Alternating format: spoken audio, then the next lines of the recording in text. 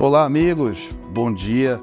Obrigado mais uma vez por estar conosco e pelo interesse em saber um pouco mais sobre esse queridinho aqui. Esse é o nosso joelho. Muita gente não sabe, mas apesar dele ser uma articulação, uma das muitas articulações que nós temos no corpo, talvez seja a mais nobre das articulações que recebe carga. Ou seja, é ela que faz você sentar, que faz você levantar, que te faz andar, que te faz correr.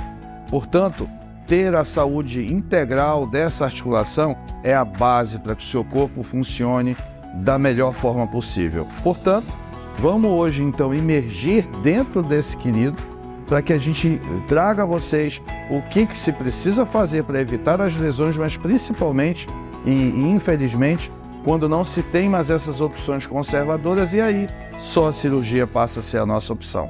Então, fiquem ligados nesse vídeo porque esse talvez seja o mais importante de todos os vídeos que a gente já fez por aqui.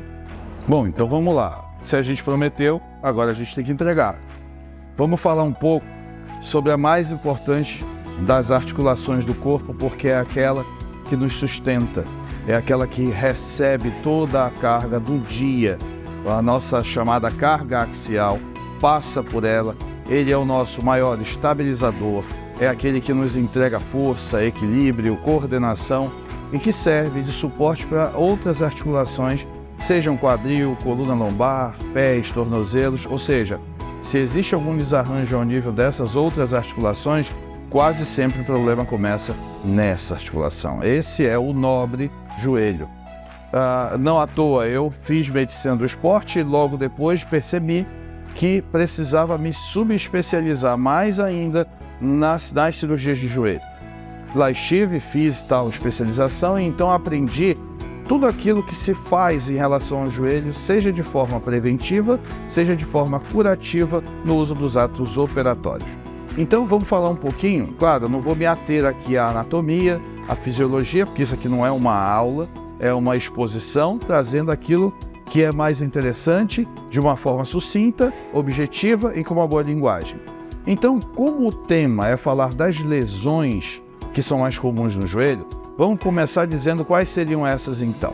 Se a gente pensar na estrutura do joelho, a gente tem 4 ligamentos dentro do joelho e 4 fora, que são os estabilizadores. Os 2 de dentro chamam cruzado anterior e cruzado posterior, e os de fora, os colaterais, lateral e medial.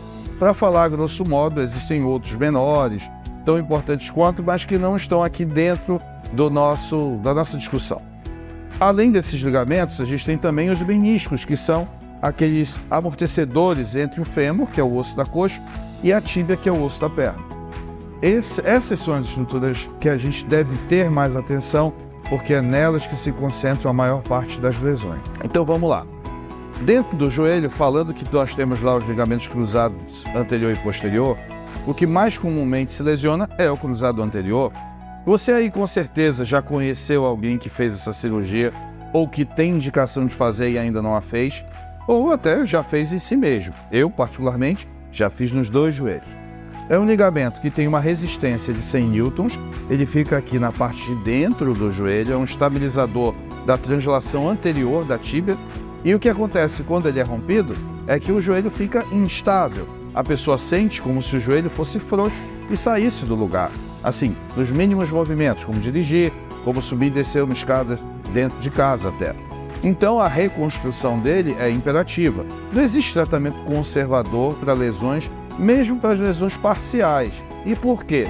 Se a resistência é de 100 newtons e essa resistência cai após uma lesão parcial, como imaginar que você vai durar muito tempo com esse ligamento se a chance de romper se tornou até maior por conta da baixa na resistência às cargas que ele sofreu após a lesão parcial? Então, esse ligamento especificamente, quase sempre, se não sempre, tem a indicação do tratamento cirúrgico, que é nada menos do que uma reconstrução por artroscopia. A gente faz 2 pequenos furos no joelho e uma incisão de 3 centímetros embaixo, e a partir daí a mágica é feita. A gente tem até agora uma amostragem já de alguns pacientes que fizeram os 2 joelhos ao mesmo tempo para esse tipo de reconstrução, e o pós-operatório é absolutamente tranquilo. Bem tranquilo mesmo, o paciente sai andando do hospital, sem usar muletas, sem usar tutores, nem órteses, nenhum tipo de restritor, e já começa a fisioterapia 18 horas depois do ato operatório. Portanto, a desmistificação de que seria então, apesar de um procedimento complexo, algo que te tiraria das tuas atividades do dia a dia, como trabalhar por muito tempo, não existe. Você pode trabalhar até 3 dias depois, assim que passe a fase aguda da dor. O ligamento cruzado posterior não é tão comum, mas quando comum e visto de forma isolada é de tratamento conservador, a gente dificilmente indica cirurgia para ele, se for isolado, se não vier associado com alguma outra lesão. E se vier associado a alguma outra lesão, precisa ser também reconstruído.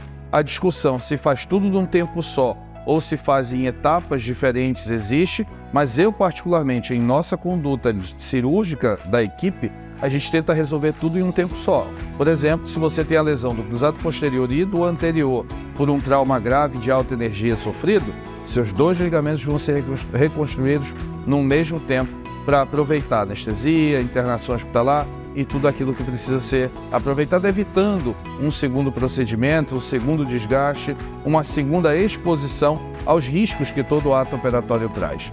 Os ligamentos colaterais, o mais importante deles é o colateral lateral, só que ele vem apoiado por uma série de outros ligamentos acessórios que faz com que a indicação de sua reconstrução seja rara. Então não vamos nos ater muito a ele.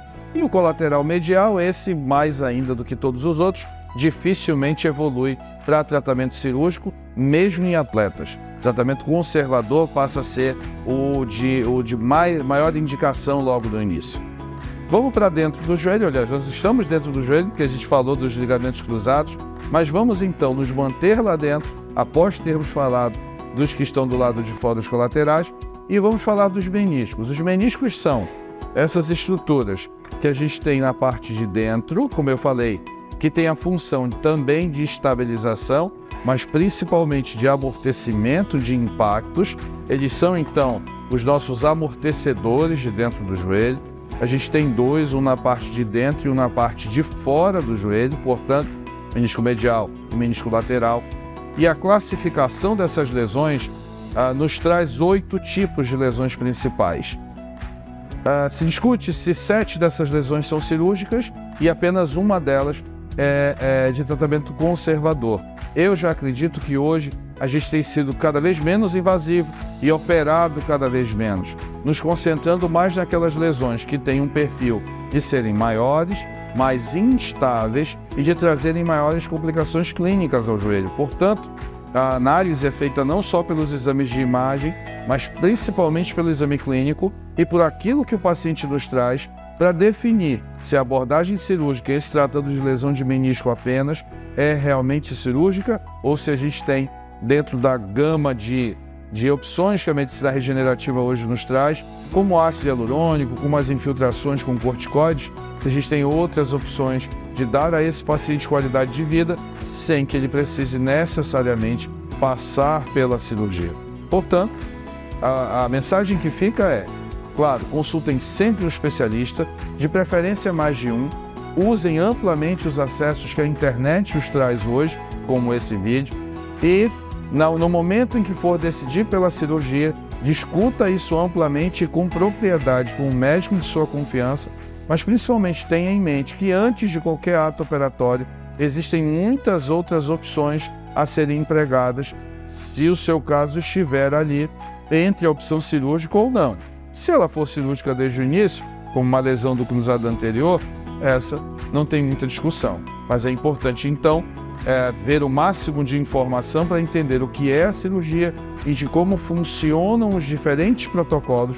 A gente usa aqui protocolos avançados que foram retirados dos atletas profissionais e trazidos para o ambiente nosso de centro cirúrgico e de consultório para entregar a vocês a recuperação mais rápida e feita da melhor maneira possível.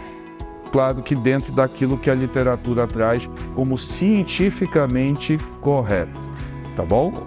Um forte abraço, muito obrigado pela atenção mais uma vez.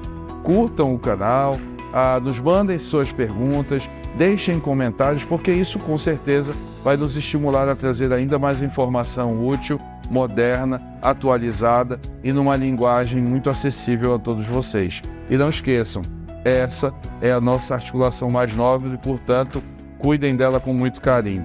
Um forte abraço.